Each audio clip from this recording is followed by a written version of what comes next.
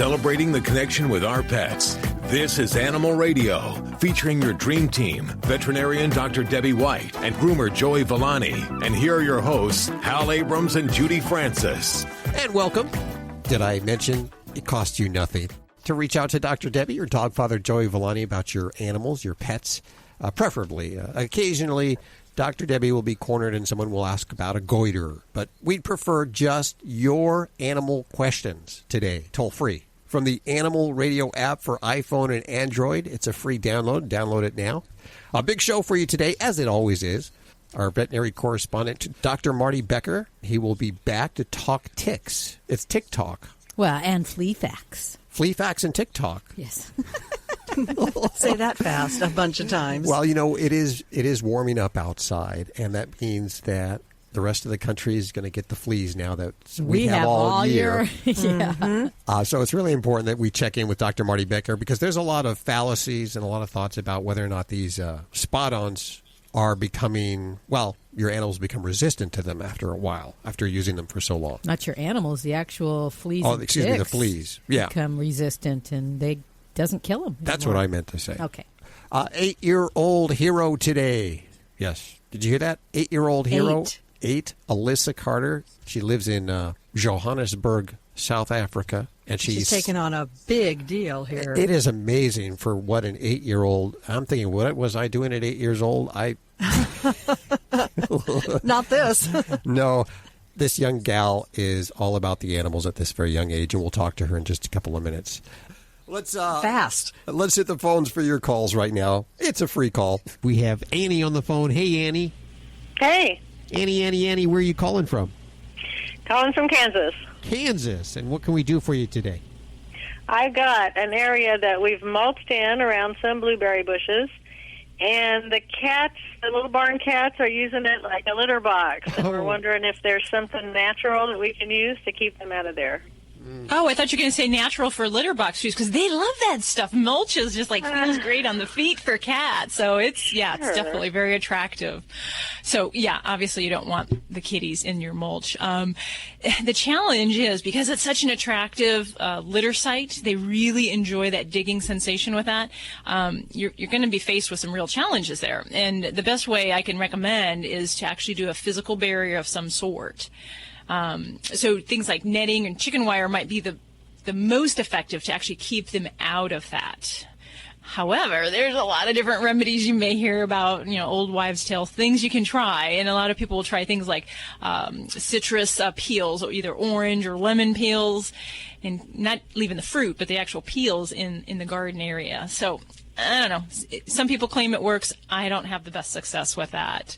Other things like, cayenne pepper, that can be helpful for some cats, but, I have others that it just doesn't do it enough. They'll go 2 feet away, and that cayenne pepper you just can't spread everywhere. Right. There are some tools that you might find on the internet or at a pet store that are motion activated, and if you're kind of dealing with a certain area, they might be a good option for you. There's one called the Scarecrow, which is actually motion activated. It hooks to the sprinkler.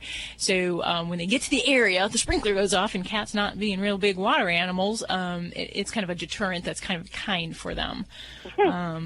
There's also a deterrent that's motion activated that will have a kind of a psst of air, of high pressure air, like an air can, and those two you can find on the internet. I think one is called Garden Ghost.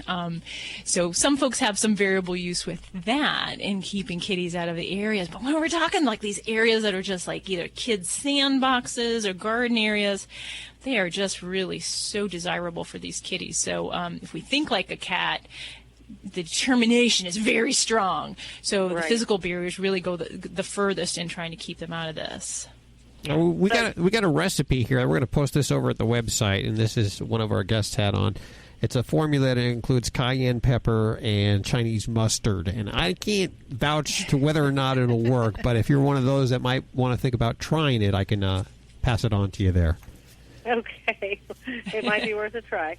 It's just you installed a kitty litter is what you did. Pretty much. That's exactly natural kitty litter, and I did, yeah. And if you're good at cooking and making mustard and cayenne pepper, I personally don't cook, so for me, I think even mixing those combinations, I'd be dangerous. It sounds dangerous. dangerous. Okay. Well, hold on for 1 second, Annie. We appreciate your call today. We're going to, is it Susan? Hey, Susan. Hi, how are you? Good. Where are you today? We are in Catawissa, Pennsylvania. Wow, I don't think I've ever heard of that before. Which side of Pennsylvania? It's like Central Mountains. Okay, are you listening on WEEU? WEEU. Good station, love those guys. Great station. How can we help you? I actually have a question. I have a 6-year-old cat that suffered a stroke 2 weeks ago, and took her into the vet, and they ran all the tests. And my concern is we have other cats in the house, and we've been applying Feline Advantage for fleas on the other cats. We know the dose wasn't what caused the stroke. That's what my vet's telling me.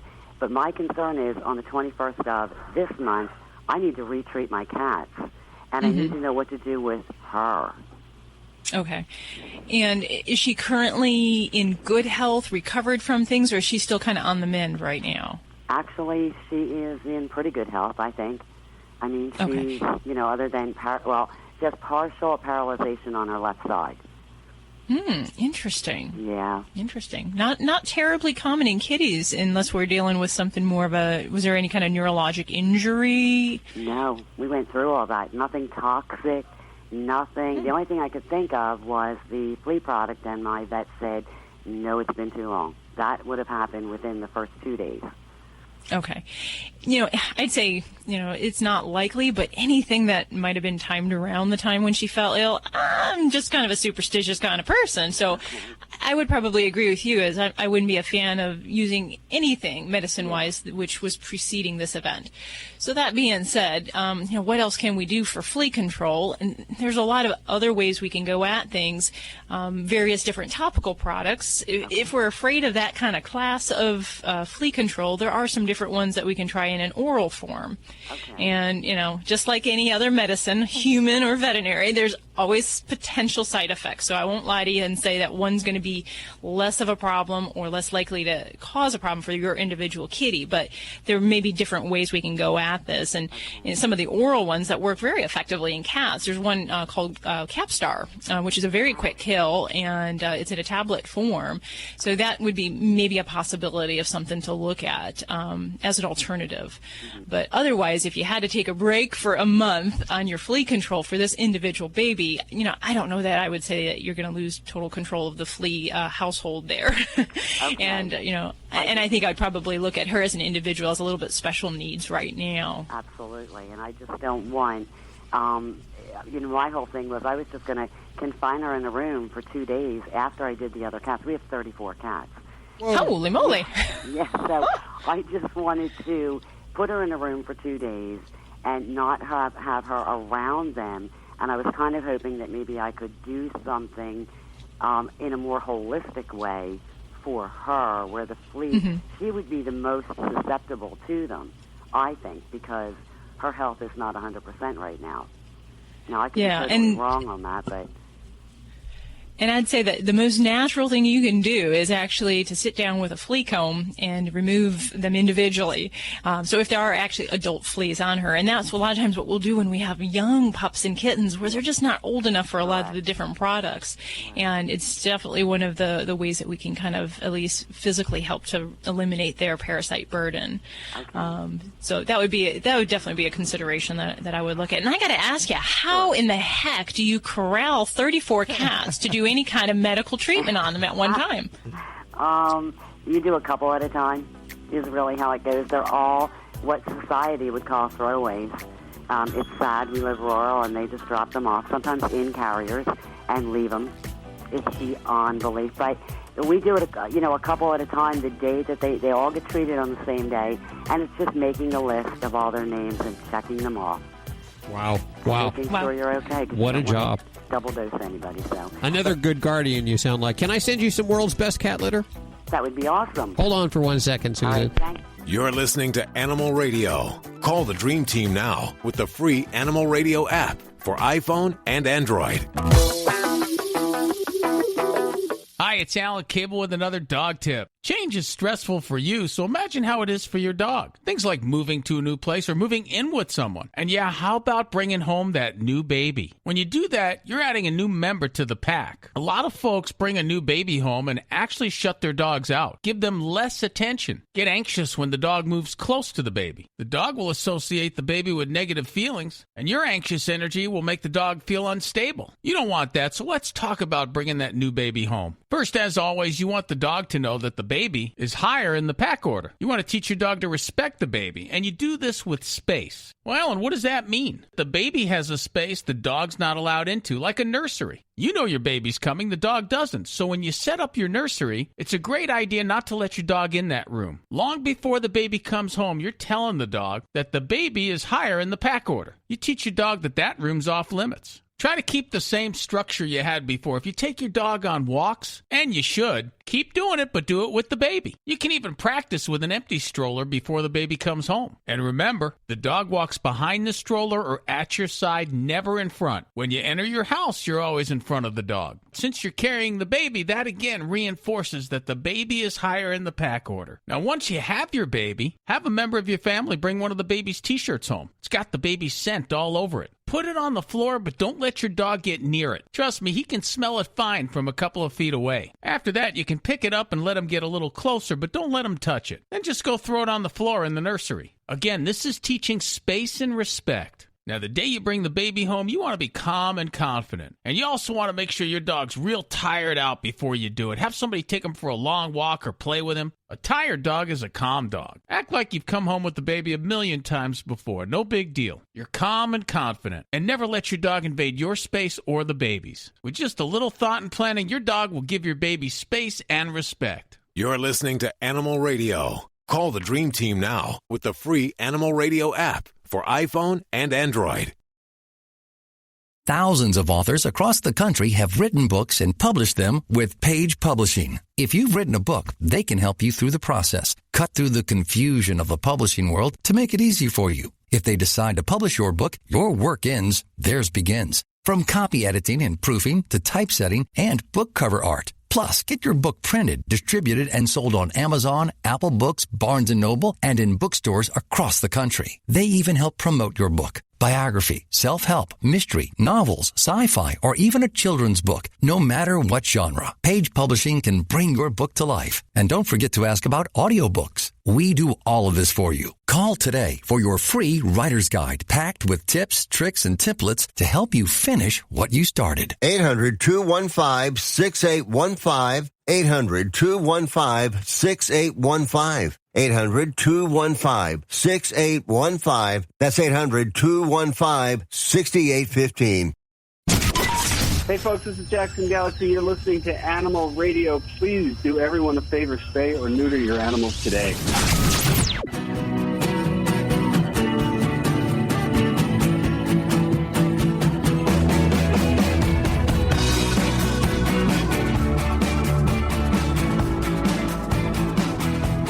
Lucky dog, you're listening to Animal Radio. We're celebrating our connection with our pets. Our hero today seems to be 8 years old. Is that correct? 8.5. 8.5 years old. That's important. Yes, it is. That when you're half 8 is important at that age. Yes. Yep. Yes. And she lives in Johannesburg, South Africa. So we'll be calling over there. It's got to be late over there, huh? Yeah, I would think so. Okay. But we'll head to the phones first. This portion of Animal Radio brought to you by Fear-Free Happy Homes. Don't forget you can get your fix of Animal Radio anytime you want with the Animal Radio app for iPhone and Android. Download it now. It's made possible by Fear-Free Happy Homes. Helping your pets live their happiest, healthiest, fullest lives at home, at the vet, and everywhere in between. Visit them at fearfreehappyhomes.com. And thanks, Fear Free, for underwriting Animal Radio. Which one are we going to? Line 2, we have Robert. Hey, Robert, welcome to the show. Hi, thanks a lot. I understand you want to talk to Dr. Debbie. I do. I was listening to the radio, I think last week. One weekend I just ran across the station. They were talking about pets, and I have a little small Shih Tzu Pomeranian, and she was having food problems, so what's going on with your baby there? She was scratching her hind legs to where no more hair in the back. And I bought some topical stuff, they said for hot spots, and it doesn't seem to work. I was having to use it too much, and then I started thinking that it was going to be toxic for her to scratch and have that in her mouth. So I'm going to be moving where I live now. There's carpet, so I don't know if it's the fleas in the carpet. I do take her to the groomer once a month at least, and they give her the flea bath, and I do get the advantage. And at this point, I don't even know if the advantage is working. Okay. So I just want to know, because I just hate to see her suffer. Yeah, definitely. And if she's got areas where she's actually getting bald and we're starting to see skin showing through, then for me that says that the itch is significant enough. We need to kind of maybe up the ante here a little bit as far as trying some more things. And I definitely would look, number one, at flea control and make sure all of our efforts are as thorough as we can. So a flea bath is great. That will help to kill those critters that are on your pet at the time, but definitely to follow up with that topical product at home. Now, the other reality is if you have a cat going inside and outside, we can have a lot of opportunity for reinfestation. So your efforts could really be second guessed by that kitty's activity. So let's make sure that cat is treated as well with an appropriate cat product. So I have a flea collar on her all the time. And like I said, I put the advantage, but to me, putting the advantage by her neck is like, how does it take care of the whole dog? Well, it gets distributed into the glands in the skin, and then that way it's distributed to the pet kind of systemically. However, the thing I think is that, I don't know that our efforts are necessarily wrong in what you're doing, but I just want to make sure that we're still encompassing environmental control as well. So if you do have a critter that's going inside and outside, even if you're treating your doggy as thoroughly as you can, we got to make sure that the environment is treated. So that may mean that we need to do some treatments inside the home and to that kitty as well. So I think that might be really where I'd say our efforts we would need to go. And, definitely if we've been on a product and we're not seeing response after several months, then, I might look at another one. But for me, I think there's a lot of opportunity here with your household and the behavior of the animals that we could really work more on the environment. So even though you've got I bought the carpet flea treatment. So once I moved in here, I wanted to change my attitude about when it comes to cheetah. So I do treat the carpets in the 2 rooms that have carpet. Great. Good. So I'm happy with that then, and maybe that is what is making the difference here in improving your pet's comfort there. Now, if let's play devil's advocate here, and if the itching continues and we see continued hair loss, even though you've got this move and these changes, then I might start looking for things along the allergy line. And so we might look at getting into some antihistamines to help control itch, maybe a fatty acid supplement that can help kind of restore the natural luster to the hair. And then as far as the topical, I'm not sure what products you're using, what ingredients are in there, but sometimes we can find things that have topical steroids that have nice anti-itch relief. But other times, really, we don't want to hit these pets with a lot of irritating substances and a lot of different drugs on their skin surface. We may want to use something very soothing that may be more colloidal oatmeal based. So that might be even another direction. If the itch isn't quite bad and we think we got the fleas under control, that you look for something that's got kind of more that natural oatmeal base, and that might give her some good relief there. Well, how would I know if she's allergic to the food? Oh, someone told me that she might be allergic to her food, and right now I'm giving her, I believe it's proactive. So for allergies, there are definitely inhalant allergies, things that are in the environment the pet is, exposed to, and then there's the food allergies. Food allergies are very difficult to prove. The way that we figure that out is we actually put the pet on a hypoallergenic diet trial. So that's not necessarily saying I'm going to pick a different brand of food, because that's the wrong approach. It's not necessarily food brand that is bad. It's food components or the ingredients. So with that, we can talk about trying a hypoallergenic diet. There's oodles out there. The big thing is I talk to your veterinarian about that possibility, and if that is something we need to get into. For me, if I have an itchy pet, we've got good flea control, and especially if this is a young doggy, I really look at food allergies seriously. This is Dr. Debbie with Animal Radio. We're here waiting for your call. You're listening to Animal Radio. Call the Dream Team now with the free Animal Radio app for iPhone and Android. Hey, this is Big Ed from Rescue Inc. Remember, spay and neuter your animal, and abusers are losers. Now back to Animal Radio.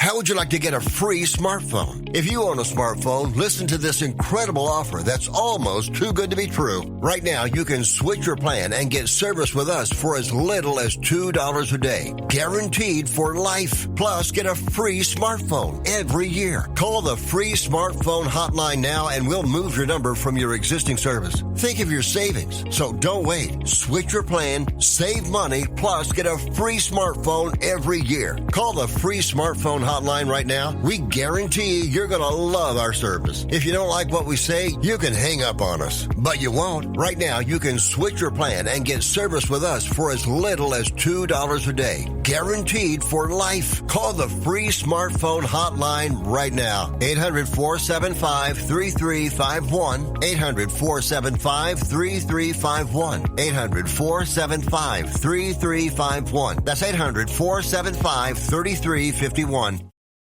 This is Animal Radio. Hi, George. How you doing?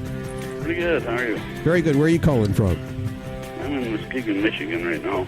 George, what's going on with you? Dr. Debbie's on with us here. Hi. I have a female Airedale that's spayed. She's 3 years old. Her weight was up to 130 pounds, and about a year ago we put her on a diet, and the doctor wants her down to around, the vet wants her down to about 100 pounds, but I can't get her below 117, and all I feed her is a cup of dried dog food in the morning mixed with a half can of green beans, and the same thing at night. Do you think she looks pudgy? Yeah, she's kind of a little bit wide at the cruft back. But I got her from Airedale Rescue when she was 3 months old, and she weighed 35 pounds then. Oh, when she was little, yeah. They grew up to be big girls, but yeah, I would say at 130, that definitely sounds, as a number, it sounds high. And if you're going by the body condition score, which is usually what most veterinarians use, where we look at your pet and we look for some certain outlines and shapes that we want to see. And if she doesn't have a nice little narrow waist when you're standing above her, and she kind of looks like pretty much like a rectangular potato, that's not what we want. We want to have a nice little silhouette. So I guess the first thing I'd ask you, as far as food-wise, as far as, is she actually on a weight loss diet? I am feeding her for about a year now Blue Buffalo. Has your veterinarian expressed any concerns for anything health-wise, any kind of hormone problems? Because one of the big things I'd be looking for in a dog that can't drop the weight would be potentially a thyroid problem. Yeah, I was kind of thinking that myself. And it's a very common hormonal problem, so if she hasn't been screened for that yet, I would definitely draw some blood and check her for that. A low thyroid level in dogs can cause problems with weight gain, as well as some other hair coat problems where they get kind of dry skin, and can have some activity problems. So that would be definitely something I'd look at. And I would really encourage you to use a weight loss diet in more of a prescription strength. And that basically means nothing wrong with the food you're feeding right now, but when we're really trying to make some sincere efforts at getting that poundage off, it is advisable to use a prescription weight loss food. It gets a little bit more calorie restrictive than general over-the-counter weight loss foods that are out there. And the other thought is there is actually a weight loss drug for dogs. I don't know if you've ever heard of it. It's called Slentrol. And it actually is a drug that helps to curb their appetite. And we only want to use it in a healthy dog that doesn't have a thyroid problem, doesn't have a liver problem.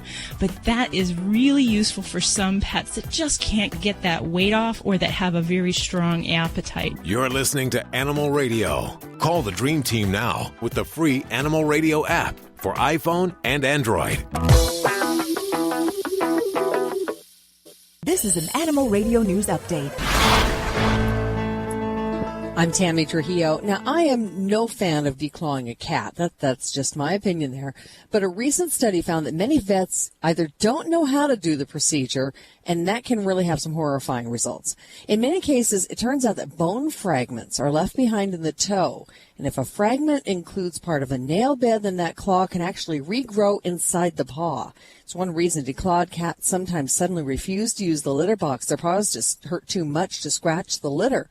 Declawing is now banned in at least 22 countries. It's banned in several states and many cities here in the U.S., but an estimated 25% of all cats in the U.S. are declawed. Nigel, the talking parrot, is back home where he belongs in Torrance, California, after being missing for 4 years. And nobody really knows where he's been, but, well, the last time they saw him, he spoke English with a British accent, and now he speaks Spanish.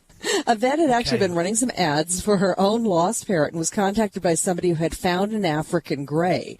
It wasn't her bird, but a check of the microchip led them to Nigel's owner. Everybody was kind of surprised by the reunion, including Nigel, who bit his person during the reintroduction, but apparently everything is cool now. I never had Nigel. I don't know how to speak Spanish, so. But, my other question is how do they know it's Nigel? I mean, he spoke They English, had a now he speaks, microchip. It had a microchip. He did? Yes. The bird had a microchip? The bird had a microchip. Yeah. Yes. Wow. I didn't know that. That's how he got back to his original person. But when he got back, he's apparently been south of the border or something.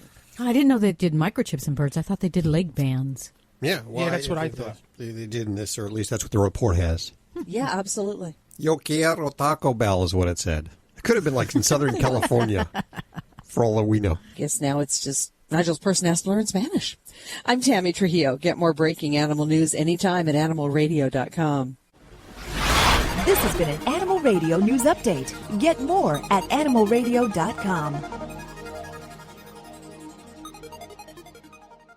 You're listening to Animal Radio. If you missed any part of today's show, visit us at animalradio.com or download the Animal Radio app for iPhone and Android. Hi, Candy. How are you? I'm doing good. How are you doing? Oh, you even have a sweet Candy-like voice. Where are you today? Thank you for saying that. I'm in Modesto, California. I have Dr. Debbie here. How can she help you? Well, I have a question. I have a 15-year-old Manx cat, and he was diagnosed with diabetes a year ago, and I was giving him insulin shots and so forth, and he had a reaction to those. So I took him off the insulin shots and just started really altering his diet, giving him a high-protein diet and so forth, and he seemed that he's responding really, really well. But just recently, I kind of feel like he's kind of experiencing maybe a little bit of blood sugar or something like that. And I don't want to put him back on the insulin because I just don't think they got the amount right, and I'm not really sure if he's to that point. I've had him tested, and it doesn't say that he is. But I was wondering if natural products, because there's natural pet products, I was wondering if any of those are appropriate or if they would work on my cat. Okay. And I'm going to back up a little bit. When you said he had a reaction to the insulin, what exactly did he do? Well, he almost died, actually. I had to take him to the emergency room. His blood sugar was like 20 or 30. So, yeah, it was really bad. And so I took him off that and just really started giving him, roaster chicken and just really good things like that because he wouldn't eat any of the vet, food for a diabetic cat. So he seems to be, responding really well, but, at times he looks lethargic and, things like that. And I was just wondering if any of those, natural pet products would work because I haven't dealt with that before. Okay. As far as for diabetes in kitties, we're fortunate in cats that in some cases it can actually be a transient problem, or we can control them with diet alone. So there are certain population of cats that have to have insulin to really get effective control of that disease. I'm wondering if your kitty didn't fall in that category, and when he had a really low blood sugar, that's the effect that we would want insulin to do, is to drop the blood sugar, but obviously not to that level because that is just so low. So if he can be managed with diet, and if his blood sugar is in a nice, happy range with a high-protein diet, then that would be my therapy, and that would be what I would have the goal. If you're doing that and we're still not in a happy range, and if there's suspicion that it's actually a problem, then we may have to look at maybe an alternate insulin product. But as far as natural things to kind of treat diabetes, ain't anything out there that's going to really be helpful there. But cats have this kind of freaky ability to raise their blood sugar when they're stressed, nervous. So I would just make sure that if they did have a reading that was high on the blood sugar, that we back that up with maybe a urine check to make sure, or a test called a fructosamine, which also looks to make sure that that value has been consistently high before we kind of go down that insulin road there. Okay. All right. The cat eats better than I eat. As all of our animals do. And but a lot of chicken, a lot of really good, natural, cat foods and things like that, tuna and things like that. But I was just wondering if any of those kind of pet things work for like fleas, because California has a flea problem right now, and I hate to put Advantage and things like that because I know it's chemicals, and I've seen these websites. And I thought, I wonder if the natural flea stuff would work too. Do you know anything about that, Doctor? Some of the different natural flea things, there's a lot of different remedies out there, and I'm really not going to stand behind those and say that things like garlic and things like that work. There are a lot of super great products out there. Everyone's going to have a little bit of a potential for a side effect, whether it's a topical or an oral. Yeah. So the best natural thing is a flea comb. It's the safest thing, the least risk of a problem. Anything beyond that, I can't say is really founded, all the garlic and the yeast remedies, things like that. But you did say, I want to go back to the diabetes, a blood sugar of 270 in a cat isn't a problem unless we can really say that there's a diabetic state going on. So when I mentioned the stressed nervous cat, I get that value on cats a lot of the time when they just walk in the front door if I check their blood sugar, and it can be a completely normal thing. So I wouldn't focus if there was just that one level that was high and there was something else going on at the time. I'm going to rule that out to just kitty stress.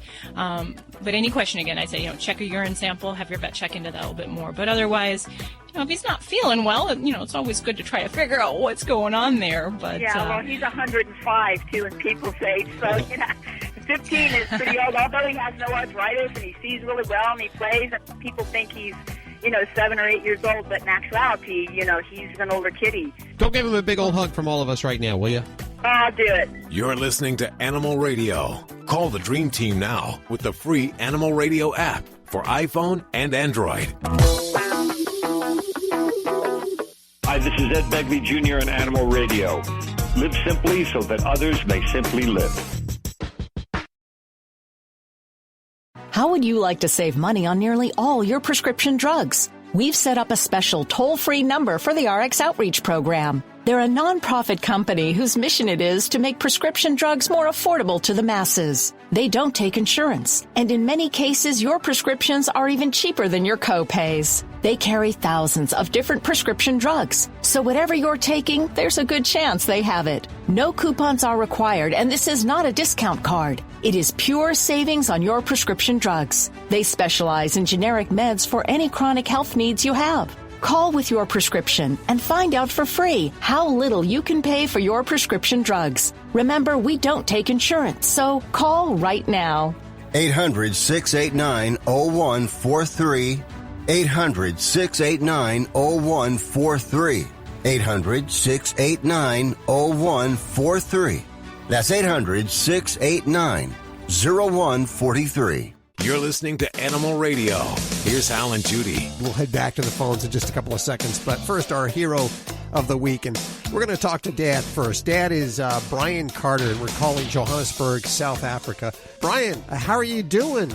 Very well, thanks, indeed. It's late there, isn't it? Yes, it's a little bit after 8:30 in the evening. Well, we're calling because your daughter is doing something amazing for the animals. And before we talk to her, I want to kind of get the summary from you. She's fallen in love with the rhinos. And this happened, at 6 years old? Yes, that's correct. Yes, at the age of roughly 6.5. And how old is she now? Now she's close to 8.5. So what was her first experience with the rhino? I think that's probably when she learned about it at school, when they were doing endangered animals as part of the curriculum. And one of the things that they talked about was very topical at the time and is still now, and that was about rhinos. But because we are animal lovers, nature lovers, we have been to places like the Kruger National Park and other parks that are closer to Johannesburg, and always, as a family, enjoyed being around the wildlife. And unbeknown to us at the time, Alyssa had just really taken a liking to rhinos. And when she heard about the rhinos being killed from this whole scourge of poaching, that's when everything started from there. Poaching, which is usually done, just for the horns? The horns and the ivory of the horns, is that correct? Yes, that's correct. They kill the rhinos just to hack off or cut off the horns, because they believe it has some or other medicinal use. And the crazy thing about it is it actually has no use whatsoever. It has the same effect as grinding up fingernails or hair. I am amazed at that young age that your daughter is able to understand what's happening, and she has started her own mission. Is she selling chocolates and candies to raise money for the rhinos? Yes, that's right. It started off with chocolates and moved on to stickers and rock candy sweets and lollipops. We've also added ginger biscuits into the mix. And now she's also just recently had a nice donation from a group of people who are also part of the fight against poaching, where they've given her a variety of jewelry, necklaces and charm bracelets and earrings and various things like that, that she can also use to sell to raise more money for her fund. Okay, and the fund I guess she wants to get dogs. What do the dogs do, and where does the money go? The concept came up when Alyssa saw a video and heard a presentation from a group called the Sandparks Honorary Rangers. Sandparks standing for South African National Parks. And the Honorary Rangers are the preferred fundraising channel for the South African National Parks. And one of the things they were presenting was the idea of putting trained sniffer dogs into the national parks as a defense mechanism or as a protection mechanism, maybe more about tracking if they come across anywhere where poachers have come into the parks or have passed by. Then these trained sniffer dogs can actually follow the trail through the park, through the wild bush, and pick up the trail and lead the necessary people, the field rangers, etc., can lead them directly to where these poachers are located.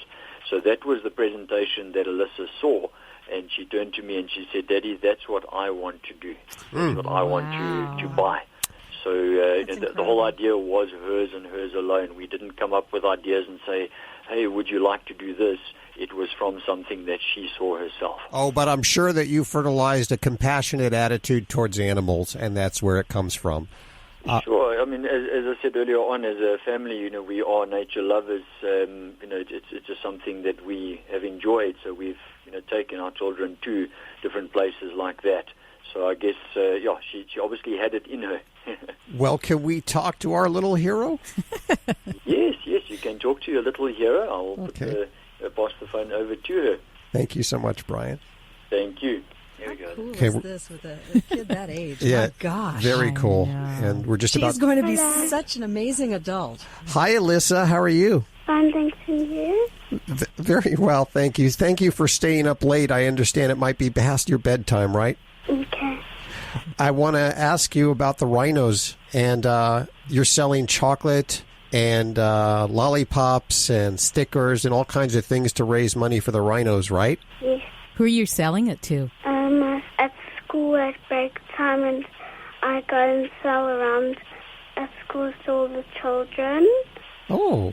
So I sell at other schools and at markets, and that's all. So tell me, what do you like about the rhinos? Why is the rhino your favorite? I like their long horns, and it's very nice and beautiful. They are beautiful. Do you know how much money you've raised so far selling candy? No. You don't? Someone's told me that you've raised over $23,000 selling candy. That's a lot of candy. Do you have stuffed animals? Do you have rhino stuffed animals, or do you have any other animals at home? Only 2 dogs and my fluffy rhino. And you have a fluffy rhino? A whole bunch, more than 13. More than 15 Wow. stuffed rhinos. Wow. Well, I want to thank you for talking to us. I know you're tired, and we'll let you go to bed, but we wanted to tell you we love you. You're our hero for what you're doing. We think what you're doing is absolutely wonderful. Keep up the good work. Okay. Okay. Thank you. Bye. Bye now. Bye-bye. Oh, she was precious. There you go. Oh, she sounds a little bit tired. It's the end of the day there It's for bedtime. her. But she is an absolute doll. Absolute doll you got there. Thank you. I appreciate that very much. Thank you. Thank you for telling us your story, and thanks for allowing Alyssa to be our hero of the week here at Animal Radio. I'm going to go ahead and give out this website. It's called savetherhinos.co.za. we always sit here around and think, oh gosh, I wish we could do something to fix that or fix the other thing. Well, my goodness, if a 9-year-old child can do something to fix a problem, Ain't that right? then by gosh, Yes. the rest of us big kids can come up with something.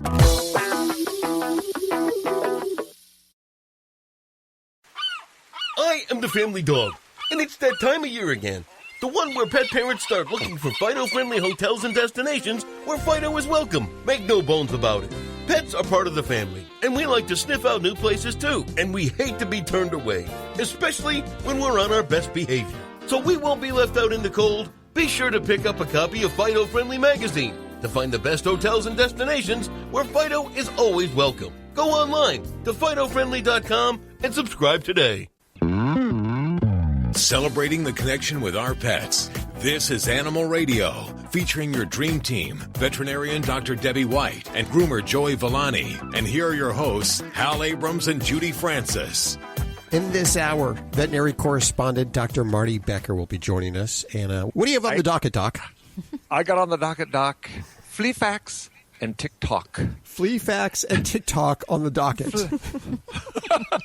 I just want to see how many times you can say that without messing up in a row, fast. It is that time of the season. Flea fact, TikTok, flea fact, TikTok. Oh, that's pretty Wow, good. you're doing good. Yeah. Wow. Most of us can look out the window right now and see sunshine and spring on the way, which means that the fleas and the ticks are going to proliferate once again. So we'll be talking to Dr. Marty Becker in just a couple of minutes about that. But first, your phone calls, and we have Maureen on the phones. Hi, Maureen. Hi there. How are you? Very good. Where are you calling from today? Reading, Pennsylvania. Love Reading, WEEU, our affiliate there. Yes, that's correct. I have Dr. Debbie right here. Come on over, Dr. Debbie. All right, I'm pushing him aside here. Hi, there. Dr. Debbie. I'm calling because I have a new rescue pup, and I even have what they call the break fast bowl, and she just chows down this food, and it's small kibbles like you would not believe. And I'm wondering what I can do to stop that, because I'm afraid it's not good for her, and I'm afraid she's going to get. I think I'm trying to think of the terminology when a dog ingests food and they don't chew it well. She is. Go ahead. I'm sorry. I was just going to say, we do worry about bloat if a pet eats really fast and gorges That's the right word, yes. Yeah. Now, is she currently having any health problems with it, or you're just being cautious and being proactive? Well, I'm being proactive about it, and to be honest with you, I'm lifting her face even away from this bowl because I'm afraid that she's going to throw up, because she just ingests this. She ingests this like she's never eaten before. Okay. And she's how old? 1 to 1.5. Okay. And is she the only dog in your home? And do you have other dogs, or is she the only one? I do have another dog, yes, and that other dog is 8. Yes. Okay. And are they fed together and out of the same bowl, different bowls? Oh, they're fed out of different bowls. Absolutely, yes. Okay, good. All right. Well, the first thing that I'll say is that it's well recognized that sometimes pets that are adopted or that come from tough beginnings can sometimes have issues with food when it comes to eating it all up very fast.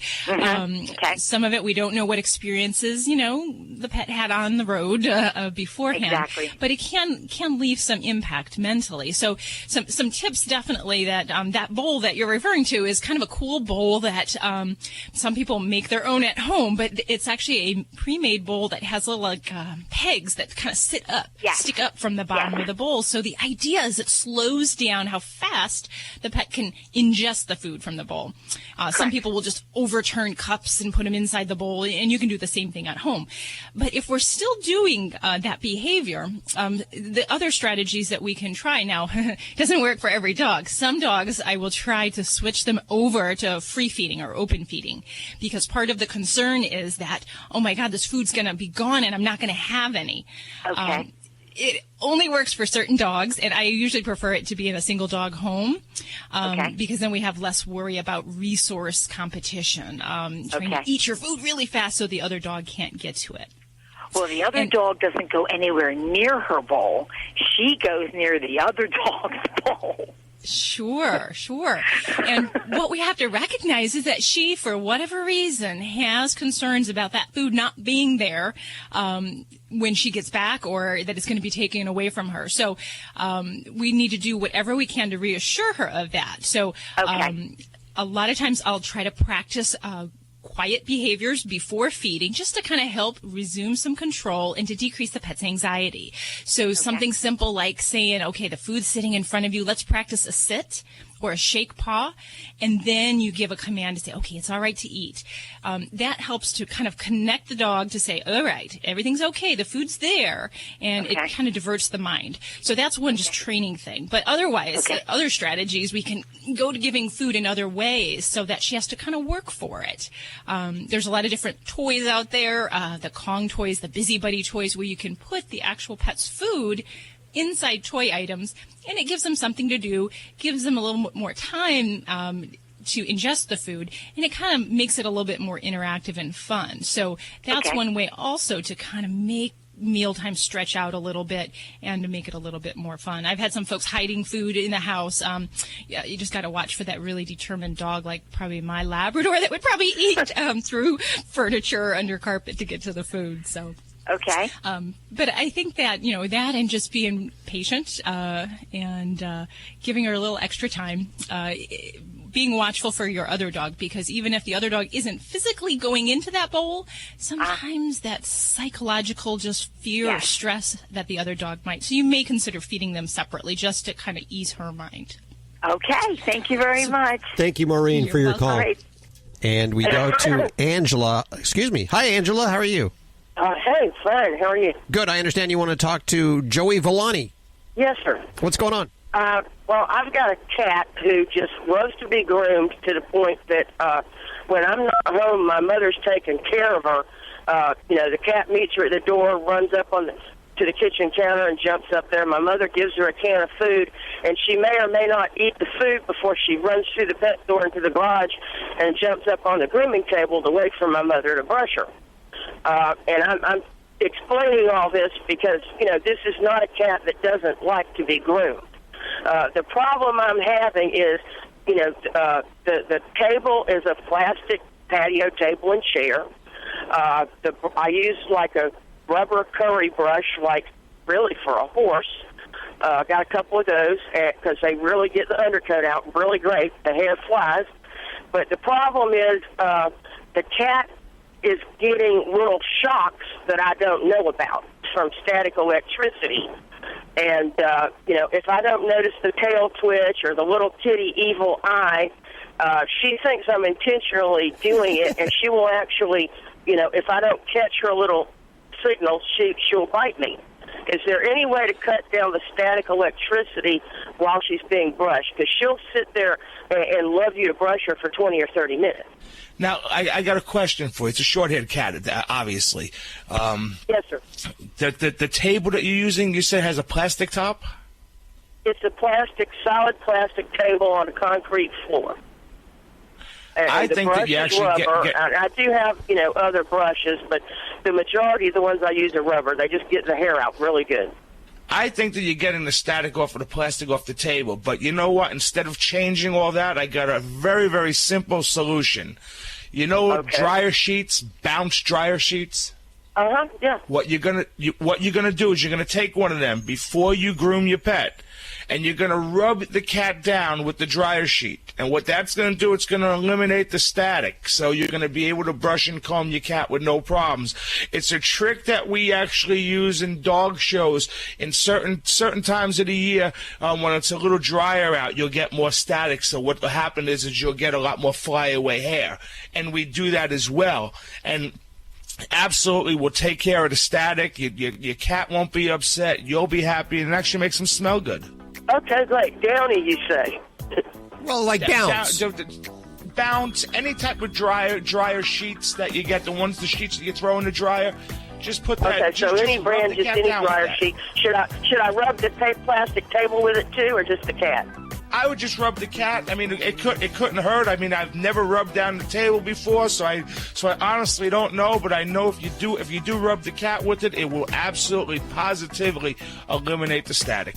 Oh, thank you. You've made both me and my cat very happy. Good. Thank you. That's why I'm here, to make you guys happy. Thanks for your call today. Let us know how that Thanks, works. Angela. You're listening to Animal Radio. Call the Dream Team now with the free Animal Radio app for iPhone and Android.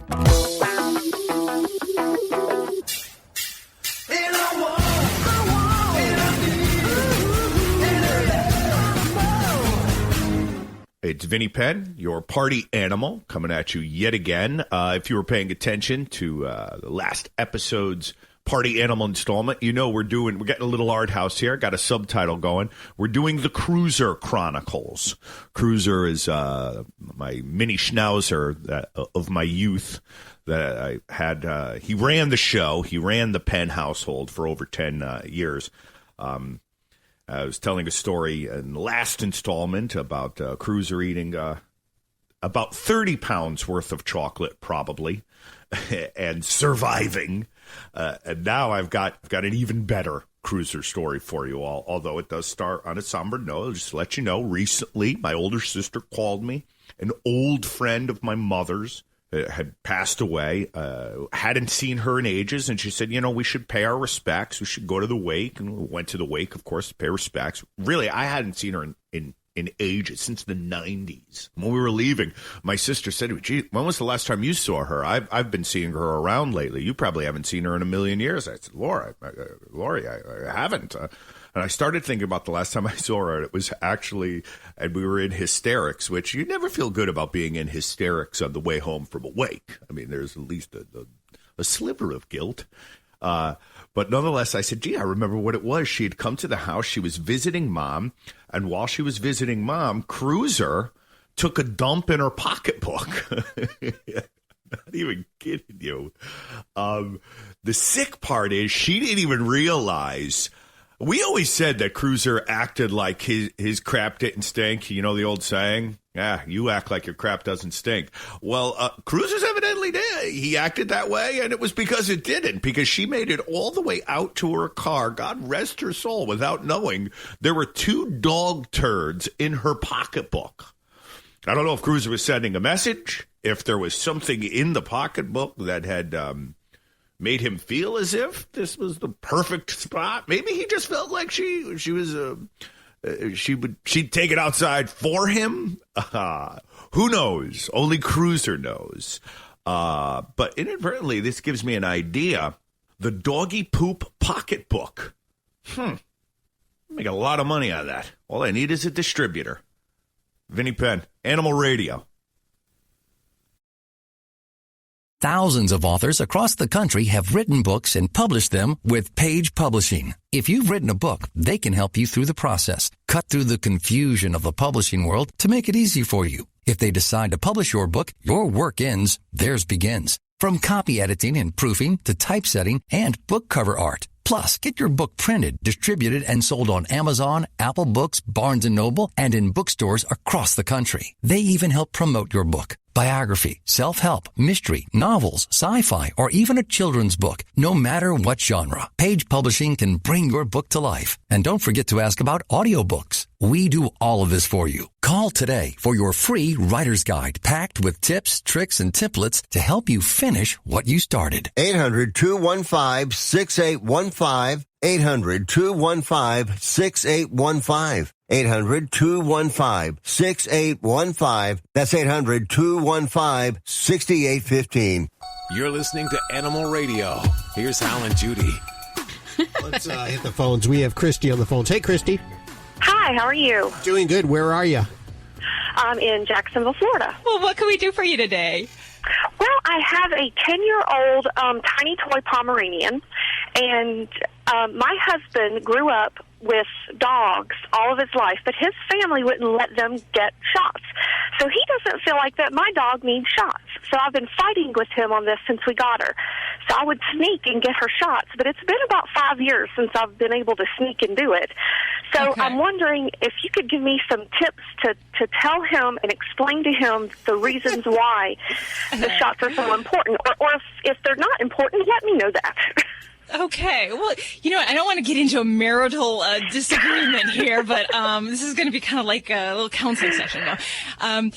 So, I've learned in veterinary practice for 16 years that sometimes I can help educate and inform, but I don't do a good job of convincing, because that really, a lot of people sometimes have preconceived notions. What they grow up with is what they know, and that can be hard to overcome, even in the face of good, sound medical guidance. So I can try to arm you with some of that. And, I guess the first thing I'd say is that vaccines are important to some degree. Infectious disease does not go away. So we know that even though people vaccinate, we still have parvo, we still have distemper. And those are diseases I can actually see even in adult dogs. So, in fact, just the other week, we had a 1.5-year-old dog develop parvo, never left his backyard. So it can happen. But I'd say if we want to arm ourselves with some information, you could tell him one other thing we can do short of vaccinating is to do titers. And that's kind of a wave that some veterinarians are going to, where we basically draw a blood sample. We send it in for a test, and it tests an in vitro possible protection for that condition, such as parvovirus or distemper virus. It's it's more costly when you compare it to the cost of the shots, but if we're opposed to vaccinating, or maybe medically we're trying to avoid unnecessary vaccines, that might be one way you could go and say, hey, this is an option. But I'd have to say that infectious disease happens, and most people, if you don't know, rabies vaccine is required by law for dogs and cats. So it makes things very complicated should a human be scratched or bitten in the company of your dog or by your dog. I've had dogs here quarantined for extended periods of time because they didn't have a current rabies vaccine. So that's, for me, that's saving your pet and yourself that heartache of that kind of thing. And everyone will say, oh, my dog doesn't go around other people. He doesn't bite anybody. You know what? You never know. You could have a child over, get scraped around the eye, and you just can't make those presumptions. I'll pass this story on here that Judy got bit from the studio cat, which she knows very well. And because she got bit, the city had to come out and quarantine the place. And because he had his vaccinations, he didn't have to go off with them. So she knows Boog, the studio cat, very well. And it was the last thing you expected to get bit by him. What were you doing? No, I was actually drawing blood. Oh, were you? I have to draw his blood every month. So you two get along pretty good is the point that I'm saying. Yeah, it may be in a situation where you need to have that. But you know what? I'm listening back to this whole conversation here, and I'm thinking that maybe you should just sneak the pet to the vet one more time. I think so too. and Christy, I have to say that, going to the vet is probably the most important thing. And, nowadays we don't just give random shots to dogs when they walk in the door. We really individualize that. So for me, the number one thing would be get that regular exam for your pet, and then talk about those vaccines, what's necessary, because there's a lot more to preventative care than just those vaccinations. Well, I appreciate it, and thank you so much for taking my call. Let's take a call for Dr. Debbie. We have Lisa on the phone. Hey, Lisa. Hola. Can you hear me? Yes. How are you doing, Lisa? What's going on?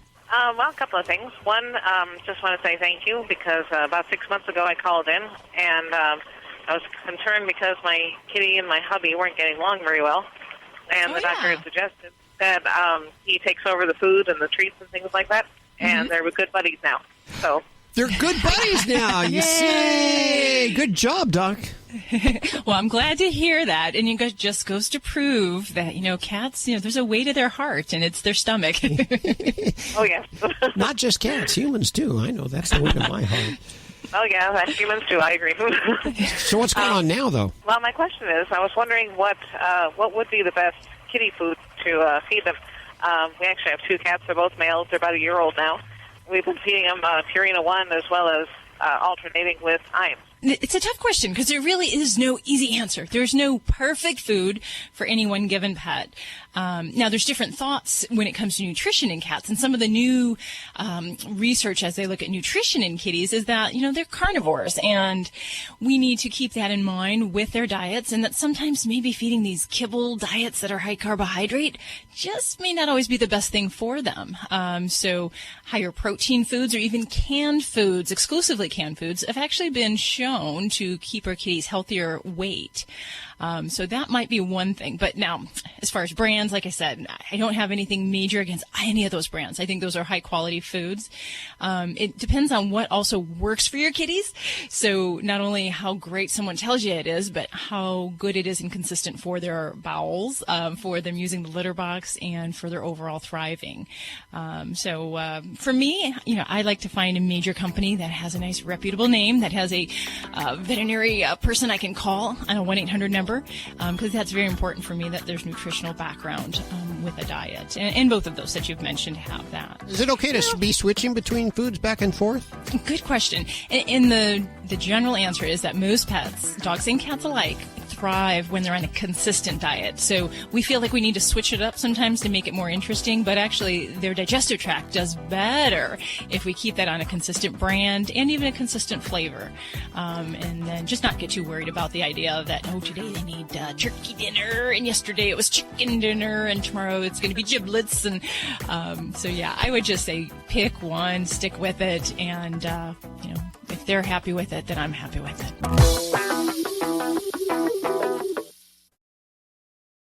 How would you like to get a free smartphone? If you own a smartphone, listen to this incredible offer that's almost too good to be true. Right now, you can switch your plan and get service with us for as little as $2 a day. Guaranteed for life. Plus, get a free smartphone every year. Call the free smartphone hotline now and we'll move your number from your existing service. Think of your savings. So don't wait. Switch your plan, save money, plus get a free smartphone every year. Call the free smartphone hotline right now. We guarantee you're going to love our service. If you don't like what we say, you can hang up on us. But you won't. Right now, you can switch your plan and get service with us for as little as $2 a day. Guaranteed for life. Call the free smartphone hotline right now. 800-475-3351. 800-475-3351. 800-475-3351. That's 800-475-3351. Hi, this is Paul Reiser, and you're listening to Animal Radio.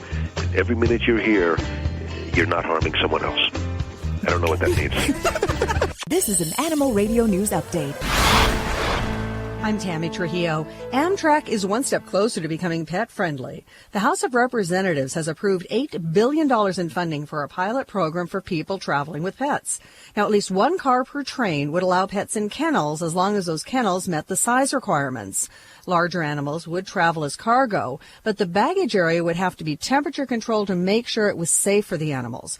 Passengers with pets would pay a pet fee. The bill now goes to the Senate and then on to the White House, where it reportedly is being supported. Amtrak already has a similar pilot program of its own going with a pet fare of $25 and up to 4 animal passengers per train. This is going on in Illinois. The Sea Lion and Otter Show at SeaWorld San Diego is on hold while something much more important is going on. Trainers for the show are spending their time instead working with the park's animal rescue team. They are dealing with a huge number of stranded California sea lion pups along the coast. The National Oceanic and Atmospheric Administration has no idea why these pups are stranding themselves in record numbers. SeaWorld's taken in over 900 since the start of the year, and that's compared to a usual average of only 225 from January all the way through the end of April. The park's in the process of building 2 temporary pools just for the rescued sea lions. Have you ever wanted to live somewhere where animals outnumbered people? I can't tell you how many times I have. Well, I actually have found the place. It's a remote island in southern Japan called Aoshima. There are 6 times as many cats there as people. The cats were originally brought to this 1-mile-long island to deal with the mice that plagued the fishing boats. And they did that and more. The island's now known as Cat Island, and it's become somewhat of a tourist attraction. The cats are really not picky animals there. They survive on rice balls, energy bars, or potatoes that they beg off the tourists. And here's the thing, they have no natural predators on the island, so they live and prosper. As delighted as tourists find the cats, the people who live on the island sees this really as a problem because these cats are creating more cats. There are approximately 120 cats on the island and more on the way. The people on Cat Island are working to catch and neuter the cats and then return them to their life of leisure on that island. I'm Tammy Trujillo. Get more breaking animal news anytime at animalradio.com. This has been an Animal Radio News Update. Get more at animalradio.com. Hey, this is Brian DeTillo. I play Lucas Roberts on Days of Our Lives, and you're listening to Animal Radio. And please don't forget to have your pet spayed or neutered. That's my favorite saying from Bob Barker, by the way. Let's take another one for Dr. Debbie. We have Trey on the phone. Hey, Trey. Hi. I take it you were the third in the family, huh? What's that? Your name? Yes, Trey. He's making fun of you. That's not nice, Hal. I'm making fun of it. What's going on in your world? Oh, I have a cat. She's about 2.5 years old, and she's been spayed, and I've caught her spraying inside of my house several times already, and I've talked to my vet about it, and he says, first he told me that once they're spayed that they won't do that, but I told him I've seen her do it. So he told me it's because that there might be strays around, stray cats. Uh-huh. And I know there's stray cats around because across the street from my house there's an abandoned building and there's a bunch of stray cats in there. But I was wondering if there's something I could do or something I could buy to spray around that she won't want to spray inside the house anymore. Okay. Now, my question is, does she go outside or is she an inside kitty? No, she's indoor, outdoor. She does go outside. Okay. Yes. Well, that opens up the whole opportunity of a world outside your doors. And if she does encounter, see, smell, or even smell the evidence of those other cats in her immediate environment, you know, that's a lot to overcome. So she's basically saying, hey, this is my house, this is my domain, and if those other kitties are anywhere in that vicinity, this is a reasonable thing for a cat to do. It's not reasonable for us, but it's reasonable in an explanation scenario. So the big thing is, you know, keeping the kitties away or keeping your cat indoor. I think that's probably one of the first things we talk about. And if keeping her indoor is a reasonable lifestyle adjustment and you and she can take to it, that might help considerably. Although we still have kitties that are inside that look out curtains, that look outdoors and see kitties on their front porch, and they can really still have those same social stresses. So you have to do other things as well to ensure that she's not catching wind or sight of them from outside. Okay. If you're not she loves being outside. I really feel bad locking her inside. If you're opposed to, you know, making her an inside kitty, you have to realize that you can't control that outside world. You can try. And now, do the kitties do you ever see them come up to your house or? Yes, I've actually, because we have a little door, a little kitty door in the back that my cat can come in and out. And I've actually caught them inside of my house before. Oh, no. If we're not home. Well, no wonder why she's pissed off, man. I don't blame her. Someone comes in my house and messes with my stuff. Oh, yeah. All right. Well, here's the challenge you have is that if these kitties have come over and not only have they come in your house, but say, you know, they found resources, they found what they like in your house and they want to explore it. As long as they have that opportunity, you're going to have a really big, overwhelming problem on your hands. What we need to do is shut off the access of those cats to your home. And that might mean keeping your kitty indoors for a spell. Relocating the cat door entry might mean trying some of those really cool products, the cat doors that are activated, say, with the magnetic cat collar, so that the cat door only opens when your kitty approaches it, not when just cat A, B, C, or D down the road comes up to the cat. I've never even heard about those kind of doors. Activated by a collar? Yes. So your cat has to be one that you can keep a collar on, but they basically have, usually it's a magnet. I've seen some where they have like a microchip that kind of activates it. But yeah, so basically, and this works for dogs as well. So they approach the door and it opens when they're in a certain proximity to the door. But when an offending animal, and even say like a wildlife, comes around, it won't open. So that's a great strategy that you can try to kind of keep both the best worlds for your kitty. The other thing is if we do have to kind of shut the house down to cat access for a period of time, and if you can tough it out with your kitty, then there are some other deterrents you can try. And there's motion-activated sprinkler systems. I believe one is called the Scarecrow. So basically, any animal walks by this little motion-activated unit, which is attached to your sprinkler, and it goes off when that motion is detected. Frightens that little critter, whatever it might be, in a kind of soft and kind way. And there's also that same kind of product that can be activated with puffs of air, with high compressed air. So you might want to do a little bit of internet searching for either the Scarecrow or the Garden Ghost, which are those respective products. There's oodles out there, though, so lots of those that can be of good value to keep those unwanted critters away and to allow your kitty to still enjoy that lifestyle that she enjoys. And I would also if your vet hasn't checked a urine sample on her, make sure we do check that, just to make sure she's not dealing with a double problem of any kind of hiding infection there, or crystal problem, because we wouldn't want to miss that and blame her for being a naughty girl for other reasons. Okay. So besides that, you said the scarecrow and the garden ghost is what it's called? Mm-hmm, yeah, and then that motion activated collar, and I don't have any particular brands. Like I said, there's tons out there, but it might mean tearing out that existing cat door and retrofitting it with one of these other products. But I think you got a lot of good options there and things you can try. And if you have to shut down the feeding center and keep those other cats away for a while, then do your best and tough it out, maybe just keep her inside and just let her out, because my cat door is like in my laundry room, which is detached from the house. There's another door that I could close there. I could just keep them inside and just open the door and let them out whenever. Because I think maybe she's just praying inside because she smells the other cats in there, like you said. Mm-hmm. Oh, yeah. Yeah. And I've had cats if I could just keep where them they come... out, maybe that'll work.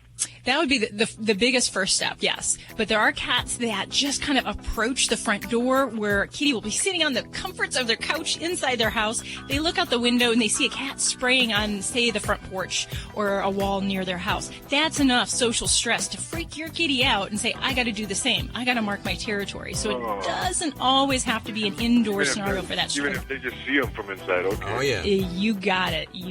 So, yeah. Boy. Kitties and territories, man, they're like those little samurais, they'll duel it out. Oh, yeah.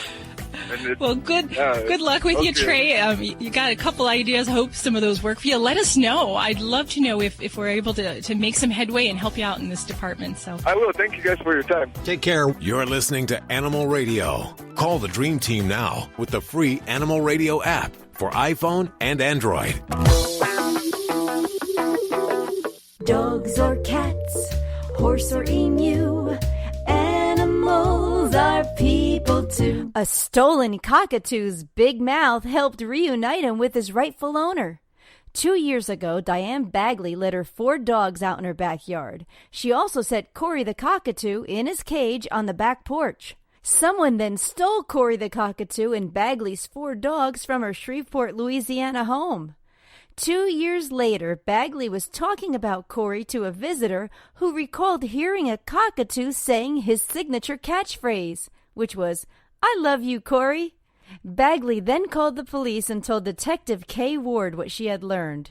A sheriff's spokesperson said Ward wasn't sure she had the correct address until she approached a home in the mobile home park and heard a bird inside squawking, "I love you, Corey." Bagley and her bird had a tearful reunion. The woman who had Corey said she was given the bird a year ago. The investigation continues to try to find Bagley's missing dogs. I'm Britt Savage for Animal Radio. Animals are people too. Animal Radio. How would you like to save money on nearly all your prescription drugs? We've set up a special toll-free number for the RX Outreach Program. They're a nonprofit company whose mission it is to make prescription drugs more affordable to the masses. They don't take insurance, and in many cases, your prescriptions are even cheaper than your co-pays. They carry thousands of different prescription drugs, so whatever you're taking, there's a good chance they have it. No coupons are required, and this is not a discount card. It is pure savings on your prescription drugs. They specialize in generic meds for any chronic health needs you have. Call with your prescription and find out for free how little you can pay for your prescription drugs. Remember, we don't take insurance, so call right now. 800-689-0143. 800-689-0143. 800-689-0143. That's 800-689-0143. You're listening to Animal Radio. Here's Hal and Judy. The good weather is on the way. That's the good news. The bad news for much of the country, of course, we have fleas and ticks all year round, but some of the country, during the winter, that goes down. And, well, spring and summer is here, and that means the fleas and ticks are back. And for that, we have Dr. Marty Becker joining us. He's our veterinary correspondent to dispel whatever myths or fallacies we've heard about flea prevention and tick talk. I love just saying that. TikTok. I love saying it. You know what? I love saying it, but it's funny about veterinarians. I was at a recent large veterinary conference, and there was 2 technicians there, and one of them can't stand maggots, and the other is scared to death of aggressive cats that are really frightened. So they're actually, they're fighting for their life. So they trade. I'll give you 2 maggot dogs for 2 crazy cats, But, veterinarians we can clean out a parvo blowout and eat dinner. We can pull hairs out of our food and eat it. I mean, there's nothing that bothers us. But you get down to ticks. Oh, I hate those things, and everybody hates them. Even just seeing them, let alone when they're really, really engorged and all blown up. And then let me kind of lay this out here. I'm a veterinarian, 35 years, and I remember when we first used to treat fleas and ticks, it was like chemical warfare. And you guys remember this too. There were dips, there were powders, there were sprays, there was collars, there was baths, and now in a way it's easier, in a way it's harder. And the way it's harder is just fleas have really proliferated. We don't know when they're going to spring up. There's so many different weather changes now that you never know when something's going to burst up and infest your pets and then come into your house. But anyway, what we want to do is take the latest technologies in flea control to keep these pets and their environments relatively, you hear me say relatively, flea-free, because it's not easy if you live at a place like where you live or on the Gulf Coast or in the South and places. So what I tell people to do, you go into a pet store, you go into Walgreens or you go on to Amazon, and there's all these tantalizing ads and completing claims. This one works better. This one's firmly available at your veterinarian. This one's an oral. This one's a topical. This one's a collar. And it's hard enough for veterinarians to keep it straight about which one works best. So here's what I would recommend you do. Go to your veterinarian or call your veterinarian, and you can say this. Listen, I'm going to buy my flea stuff with you. So you bring your pet in there. What do you recommend that you have? What do you use on your own pets? Or don't be afraid to tell your veterinarian when you go in there, you know what, I'm buying my flea control now when I buy my groceries, or I'm buying it online, or I'm buying it at the local drugstore. What is sold there that's going to work the best for my pets? So let's say, for example, a dog's a heavy swimmer. You probably wouldn't want to use a topical product. You'd use an oral product. Oh, yeah. And if you have a lot of young kids around, you might want to use an oral product rather than the topical product that could actually, get on children and things like that. Mm-hmm. And if you have fleas and ticks, then you want a product that takes care of both, or you want to get a product that'll take care of the fleas and then maybe add something like a tick collar. But, one flea can cause flea allergy dermatitis. When you see one flea, this is the other thing, that itsy flea on your pet, and people think, he doesn't have much, it just got a few fleas. Well, within the next month, that flea, with a little help from her girlfriends, could fill your house with thousands of descendants. And here's what's more, for every flea you see on your pet, there are hundreds of eggs, larvae, pupa, and emerging fleas that are not on your pet. They're in your yard, they're in your carpet, they're in your linen. Oh. You want to make sure that you use a medication year-round, not time it via, we'll start in the spring, like now it's getting warm, and we'll stop after the second killing frost. The Animal Parasite Control Council recommends lifetime parasite control for all pets. What about fleas becoming resistant to certain, spot-ons? It's more of an internet rumor than it is reality. Really? I've talked to Dr. Dryden about it, and there are some areas where there are resistant pockets, but it's not a major concern yet. A couple of weeks back, we had on our Wacky Wednesday as the prize a tick remover, something brand new that I'd never heard of before, a liquid that you pour on the tick. Is that correct, Judy? As I remember, and then I'd have to go back. I don't recall. It would leave. It would take off. It would submit. Well, ticks. Oh my gosh, ick a tick. That's what I just can't stand the thought of these creeped out face on seeing one of those alone, let alone touching that grossly engorged tick, or finding one on you or your pet. Oh. But ticks are from the arachnid family, so they're part of the spider family. They're 8-legged.